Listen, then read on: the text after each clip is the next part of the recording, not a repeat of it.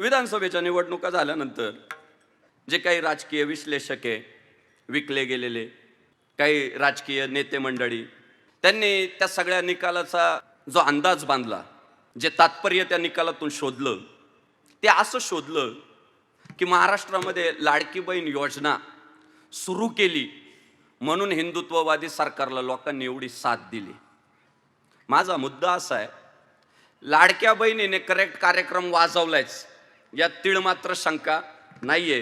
पण जर लाडक्या बहिणींमुळेच जर हिंदुत्ववादी उमेदवार किंवा हिंदुत्ववादी सरकार निवडून आलं असं आपण म्हणाल, तर 288 मतदारसंघामध्ये लाडकी बहीण योजना लागू केली होती. 288.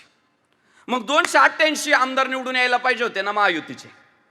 अर्थात महाराष्ट्रातल्या हिंदू समाजानं लाडकी बहीण योजना फक्त पाहिली नाही, तर महाराष्ट्रातल्या हिंदू समाजानं यावेळी एक मोहीम चालवली. मोहीम कोणती मोहीम?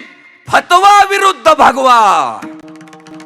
हा सगळा जो रिझल्ट बदललाय ना महाराष्ट्रातला, तो एवढ्या वाक्यात आहे फक्त, फतवा विरुद्ध भगवा. त्यांनी पक्ष पाहिला नाही, त्यांनी उमेदवाराचं हिंदुत्व पाहिलंय. अर्थात इथला हिंदू जागा झाला होता की फतव्या विरुद्ध भगवा. तेच कारण आहे, दुसरं काही कारण नाही.